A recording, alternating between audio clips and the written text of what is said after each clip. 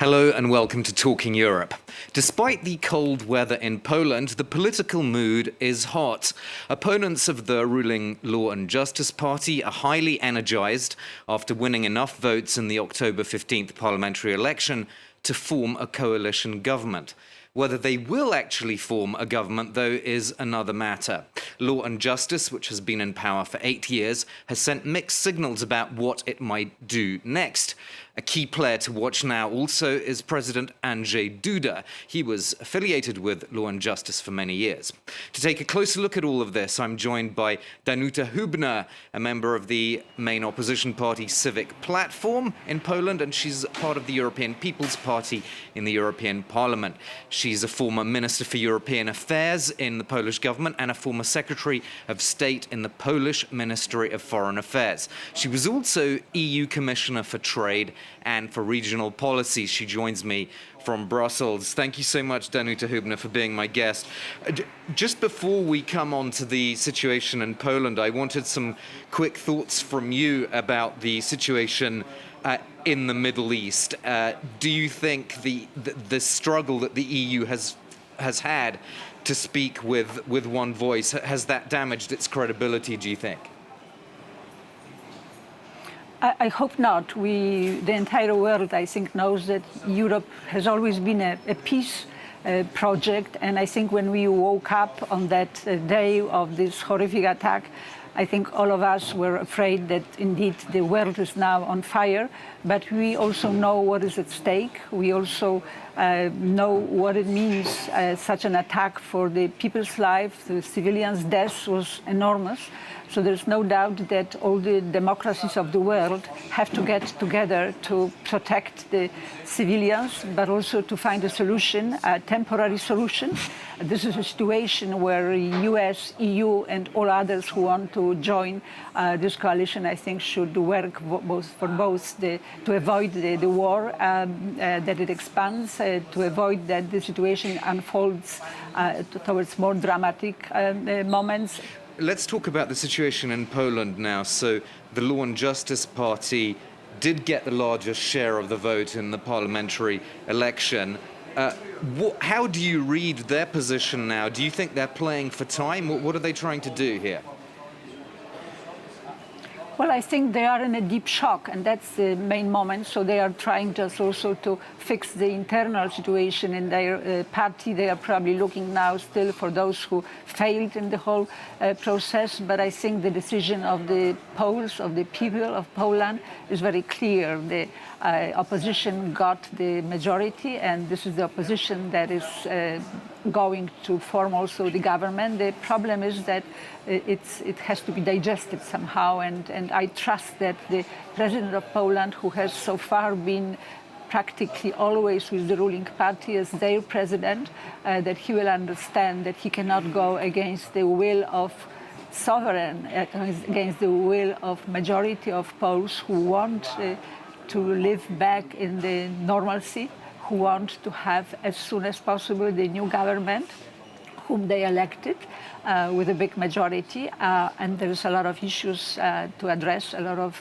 things to do. So the sooner we have the final solution, which is the new government voted by the parliament and starting the work, the better. But in the meantime, the opposition that won the elections is not wasting the time. I think we are getting ready to really be prepared, and then as of day one, move quickly with enormous long list of issues. I was going to ask you that, how you're getting prepared, because there are, of course, nuances, as in any potential coalition government. You've got some quite conservative voters within the third way bloc, for example, that don't have the same views on European integration as the left party. So how do you deal with all that? But you know, the real democracy is about capacity also to build compromises. And I think throughout the also election campaign, we were also looking for those areas where we can get closer. I trust there is, first of all, goodwill. There is the understanding that we cannot just miss this opportunity that we have to get democracy back to Poland. So I'm sure that we are all convinced that we will be able to, on those issues that you mentioned, moral issues, as we say, that we will be able to find a compromise that will be satisfactory for the majority of Poland. And I think we already had a lot of ideas in the meantime. We'll come on to the European dimension, obviously, which is very important, but just briefly on what opponents of PIS call the capture of institutions, courts and media and so forth. What would it take for this opposition coalition to reverse that? Would it take legal changes, legal instruments through parliamentary votes? Yeah, well, you remember when President Joe Biden said America is back, so Poland is back in the European Union also, I think, in the world, and also the real Poland is also back at home, the democratic Poland. And so we will have to, we don't have the luxury of sequencing things, that first we will do the rule of law, then we will do a budget, then we will look at Europe and the world and Ukraine. I think we have to do everything at the same time, like we did in the past. So we have to also bring some people to reckoning. There's no doubt about that. There was a lot of illegality and illegal issues raised, made actions, illegal actions, and so all those things will have to be done at the same time. And I think the government in Spain knows it very well. So I think we will, first of all, Europe is absolutely fundamental. So we will go back to Europe. Polexit the idea of Polexit is absolutely gone, and we have to rebuild the trust, which is not always easy. And we also have to be active at the table. We have to say goodbye also to all the cronies. We remember we had all those links with Madame Le Pen and other far right parties. This is all past, so this will be also a big change. So, yeah, I was going to come on to the question of Viktor Orban in Hungary. Do you see, if there is indeed a return of Donald Tusk to the European stage, he's of course a former president of the EU Council, would you see then a split Visegrad 4 group with perhaps Poland and the Czech Republic on one side, Slovakia and Hungary on the other side? Yeah, you are right in seeing this new polarization in the Visegrad, but Visegrad didn't actually work recently also because of Russia and the war in Ukraine, but also on European issues. I don't think there was really a full at the same line on everything.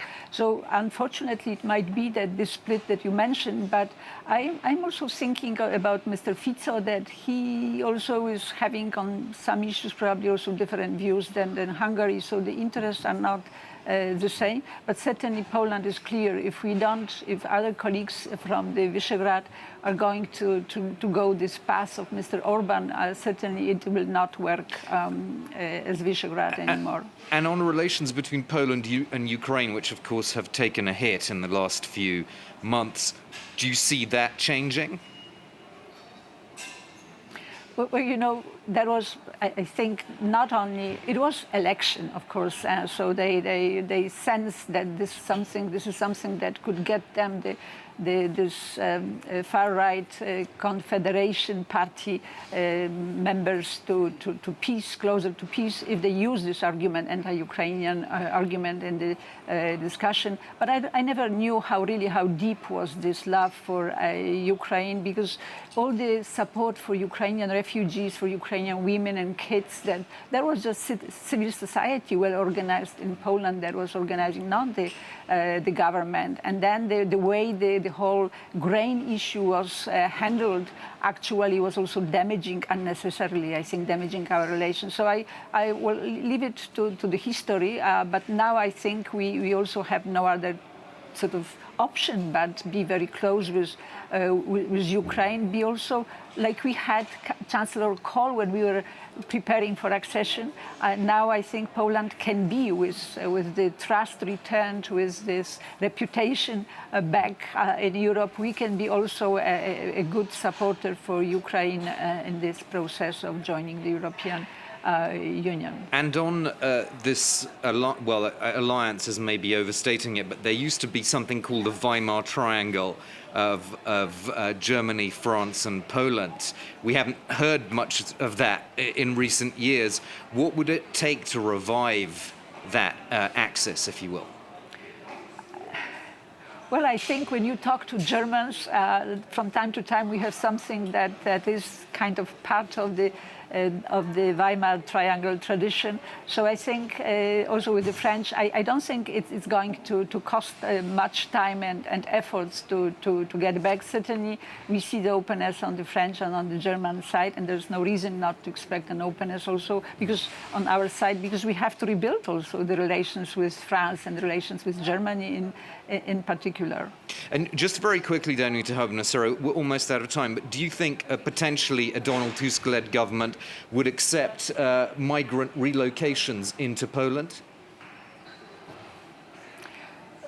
Well, I think that there was a lot of lie in Poland and lying and misinterpretation of what this new pact is aiming at. So I think we will find a way to cope with it without any doubts, because there was the option for Poland, like tailor-made, which the government, because of the hate to the European Union, didn't want to accept. So we will look into this option certainly and see whether we can it can be more useful, better, tailored for Poland, that is indeed having already a lot of migrants inside, and we also hope to clarify the situation regarding this visa scandal that